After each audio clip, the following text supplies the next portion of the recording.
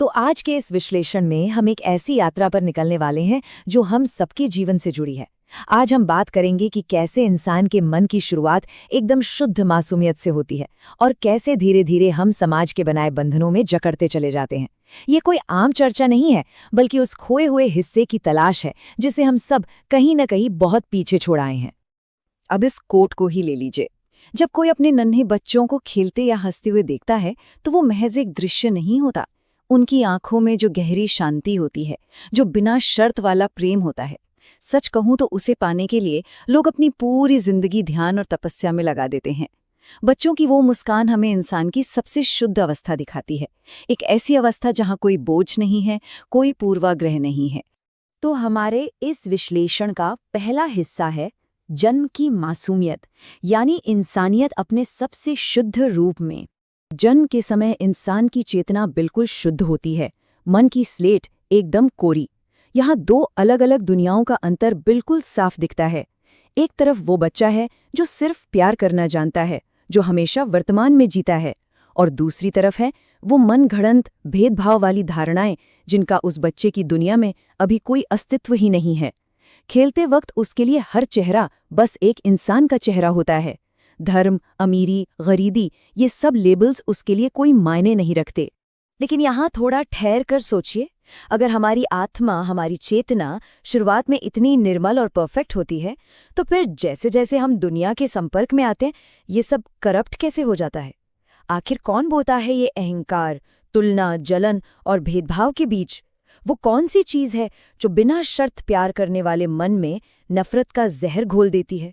और यहीं से शुरू होता है हमारा अगला हिस्सा, समाज की प्रोग्रामिंग, जो आत्मा के चारों ओर दीवारें बनाती है। सच तो ये है कि समाज एक बहुत ही सूक्ष्म, एकदम खामोश और व्यवस्थित तरीके से इंसान के माइंड को प्रोग्राम करना शुरू कर देता है। बचपन से ही हमें बांटने वाले विचार परोसे जाते हैं। ये अपने हैं, वो पराए हैं, हम ऊंचे हैं, वो नीचे हैं, या हम सही हैं और वो गलत। ये वो स्क्रिप्ट्स हैं जो एक मासूम दिमाग में धीरे धीरे फीड की जाती हैं। देखें, नफरत कोई नेचुरल इंस्टिंक्ट नहीं है। कोई भी पैदा होते ही नफरत करना नहीं जानता। नफरत हमेशा सिखाई जाती है, जबकि प्रेम तो जन्मजात होता है। इसे और गहराई से समझने के लिए चलते हैं तीसरे हिस्से की तरफ, पहचान की परतें और मन की रीप्रोग्रामिंग। जरा कल्पना कीजिए कि मानवीय चेतना शुरुआत में एक बिल्कुल शुद्ध ऑपरेटिंग सिस्टम की तरह होती है, लेकिन फिर धीरे धीरे इस सिस्टम के ऊपर बाहरी लेबल्स की परतें चढ़ाई जाने लगती हैं। ये बदलाव अचानक नहीं होता। पहले नाम की परत आती है, फिर जाति की, फिर धर्म, समाज और आखिर में अहंकार की परत। और एक दिन वही बच्चा जो हर किसी को खुशी से गले लगा लेता था, अब लोगों को उनके लेबल्स देखकर बांटना शुरू कर देता है। उसे पता भी नहीं चलता कि कब उसकी पुरानी शुद्ध फाइलें इन नए लेबल से ओवरराइट हो गई।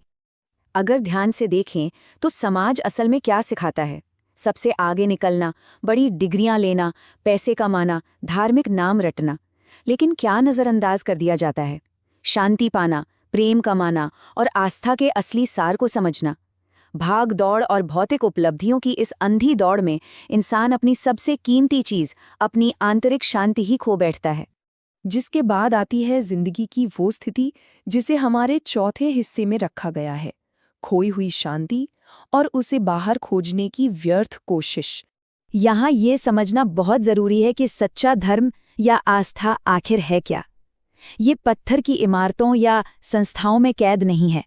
असली धर्म तो उस बच्चे की बिना भेदभाव वाली मुस्कान में बसता है, जो बिना किसी शर्त के हर किसी को अपनाता है। असली आस्था तो उसी मानवीय जुड़ाव और नैसर्गिक प्रेम में है। ये सच में एक बहुत ही गहरा विचार है। जैसे जैसे उम्र बढ़ती है, समाज की उम्मीदों और धारणाओं की धूल उस शुद्ध आत्मा पर जमती जाती है। एक इंसान इतना बदल जाता है कि उसे अपना ही बचपन याद नहीं रहता। वो बिल्कुल भूल जाता है कि बिना किसी कारण के मुस्कुराना कैसा लगता था, या छोटी छोटी चीजों में खुशी कैसे ढूंढी जाती थी।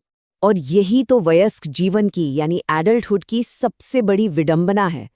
शांति पाने के लिए लोग पहाड़ों में जा रहे हैं, बाहर भटक रहे हैं। पूरी उम्र हम उसी शांति को दर बदर खोजते रहते हैं जिसे छोड़ने के लिए हमें बचपन से ही प्रोग्राम किया गया था। जबकि सच्चाई ये है कि वो शांति कहीं बाहर थी ही नहीं, वो तो हमारे अंदर ही थी।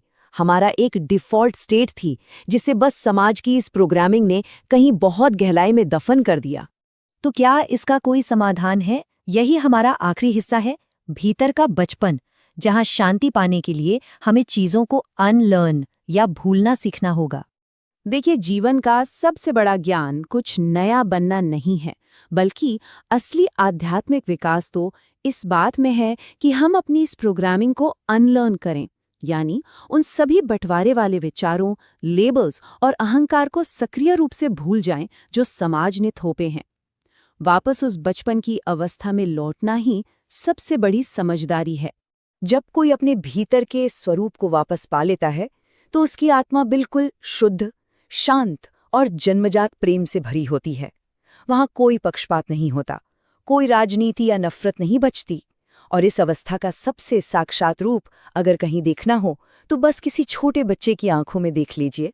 इस पूरे विश्लेषण का सार इसी एक गहरे विचार में छिपा है। इंसान जन्म से कभी बुरा नहीं होता, उसे धीरे धीरे बुरा बनाया जाता है। जो भी अपने भीतर के उस बच्चे को बचा लेता है, वही सच में जीवन को समझ पाता है। तो आज अपने आप से ये जरूर पूछिए, क्या हमारे भीतर वो मासूम बच्चा अब भी कहीं जिंदा है? क्या उन लेबल्स और दीवारों को गिराकर वापस उस शुद्ध प्रेम की अवस्था में लौटा जा सकता है? इसी सवाल के साथ हम आज की ये चर्चा यहीं समाप्त करते हैं। ये एक निमंत्रण है अपनी खुद की खोई हुई मासूमियत को फिर से तलाशने का।